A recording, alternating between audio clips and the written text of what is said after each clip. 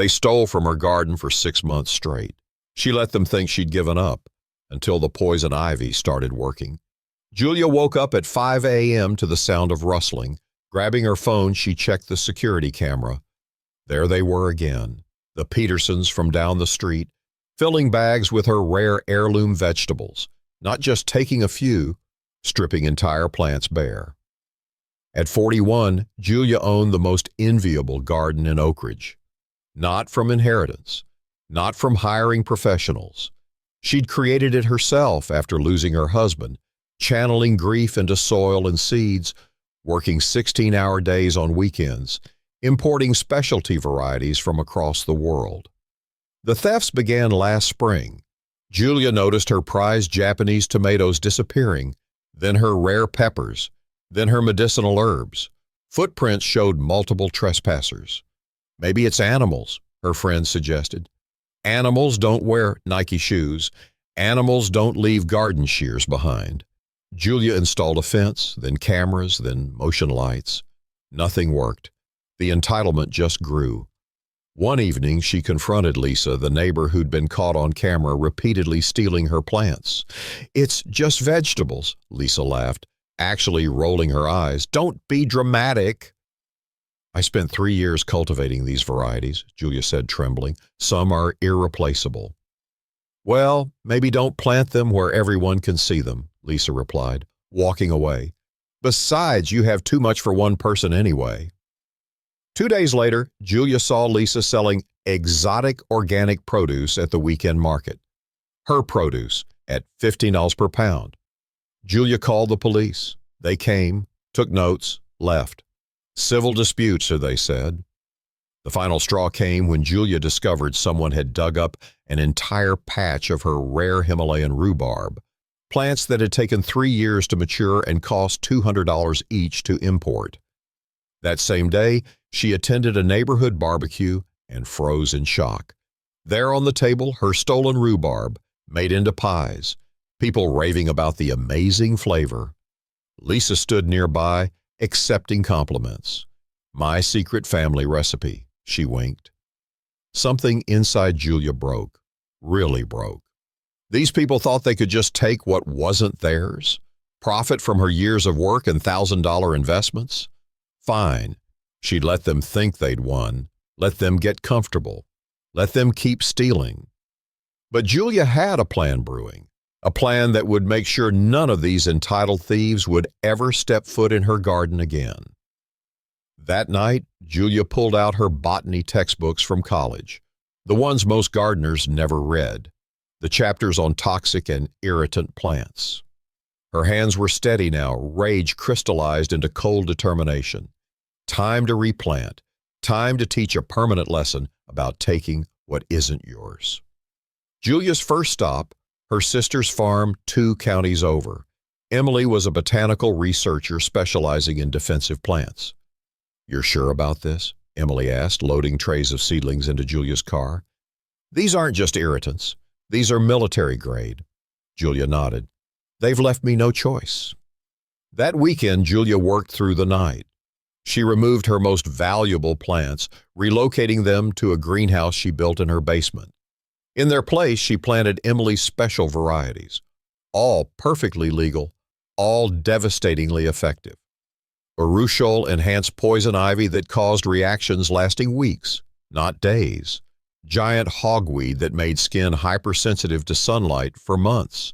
Stinging nettles bred for maximum potency, all carefully positioned among her remaining vegetables. For good measure, she added markers, tiny stakes with innocent plant names, sweet basil, heirloom tomatoes, exotic greens, the kind that would entice her thieves to grab exactly what she wanted them to grab. Julia installed new cameras, better ones. She needed to document everything for when they inevitably complained. Then she waited. 3 days passed. On the 4th night, her phone buzzed with motion alerts. Julia watched the screen as Lisa and her husband crept into the garden, flashlights sweeping across the plants. They headed straight for the exotic greens section. Lisa's husband reached down, grabbing handfuls of leaves, stuffing them into bags.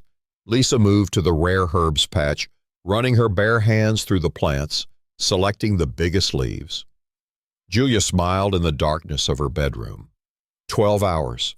That's how long Emily said it would take. 12 hours until the first symptoms appeared. The next morning, Julia took her coffee to the front porch, timing it perfectly for when Lisa usually walked her dog.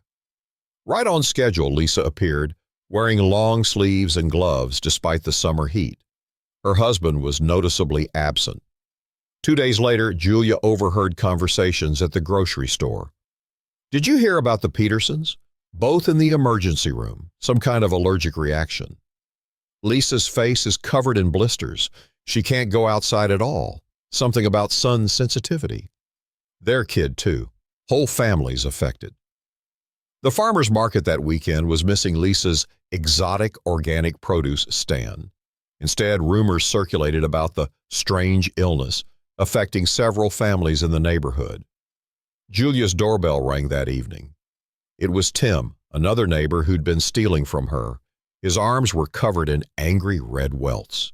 His face was swollen almost beyond recognition. "Your plants," he managed, voice hoarse. "Something's wrong with them." Julia leaned against her doorframe. "My plants? You mean the ones in my private garden? The one with no trespassing signs posted every 6 feet?" "People are getting sick," Tim croaked. "The hospital says it's plant-based contact dermatitis. Severe cases." "How fascinating," Julia replied. "Perhaps people shouldn't touch plants that don't belong to them." Tim's swollen eyes widened. "You knew? You planted those things on purpose?" "I planted legal botanical specimens in my private garden," Julia corrected. "If someone trespassed and stole those plants, that's hardly my responsibility, is it?" Tim left, stumbling down her front steps. The neighborhood fell silent after that. Julia's garden remained untouched. The security cameras captured no more nighttime visitors, no more missing vegetables, no more entitlement. At the next neighborhood meeting, people crossed to the opposite side of the room when Julia entered. Mothers pulled their children closer. Former garden thieves suddenly couldn't meet her eyes. Julia smiled. Some lessons had to be learned the hard way. A month passed. Julia's garden thrived without interference. Her heirloom varieties flourished. Her rare herbs grew tall. Not a single leaf went missing. Every morning, she'd see former thieves walking past her house. They'd cross the street rather than pass directly by her garden. Parents would point, warning their children in hushed voices. Teenagers who once hopped her fence for exotic greens now treated her property like it was radioactive. Julia was finally harvesting her own produce again. The satisfaction was sweeter than any tomato she'd grown. Then came the lawsuit. Lisa's husband delivered the papers himself, his face still bearing the scars of his encounter with Julia's plants. "Criminal negligence," he spat, "deliberately causing bodily harm." Julia didn't flinch. Interesting approach from someone caught on camera trespassing and stealing. That evening, Julia called Emily. "They're suing me, claiming I deliberately planted hazardous vegetation." Emily laughed. "Send them to me. I'll explain the documented medicinal and culinary uses of every single plant in your garden. All perfectly legitimate." The lawsuit never made it to court. Not after Julia's lawyer sent over hours of security footage showing the plaintiffs gleefully stealing from her garden. Not after Emily provided extensive documentation of the botanical legitimacy of Julia's plants. But Julia wasn't done. On a sunny Saturday, she set up a stand at the farmer's market, in the exact spot where Lisa had once sold stolen produce. Her sign read, "Botanical Education, Know Your Plants." Her table displayed photographs of her garden's plants alongside medical textbook images of the reactions they caused. A banner warned, "Respect private property, some lessons sting." Crowds gathered, fascinated by the display. Former garden thieves walked past, faces flushing with recognition and shame. A reporter from the local paper approached. "Are you really growing these hazardous plants in a residential neighborhood?" Julia smiled. "I'm growing fully legal botanical specimens on private property with appropriate warning signs. The better question is why so many people in this neighborhood thought stealing was acceptable. The article ran the next day.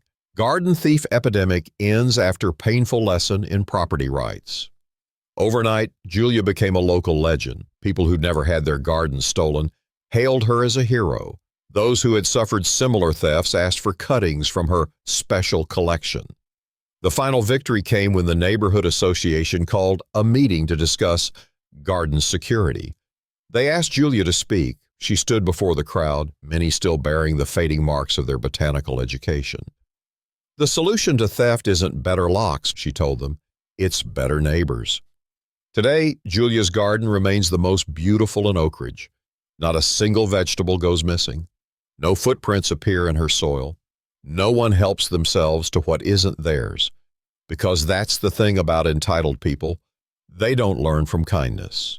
They don't learn from signs or fences. They learn from consequences. Was Julia's revenge too harsh? Or did these garden thieves harvest exactly what they planted? Hit subscribe if you believe in standing up for what's yours, and leave a comment telling us what you would have done to these shameless vegetable vultures.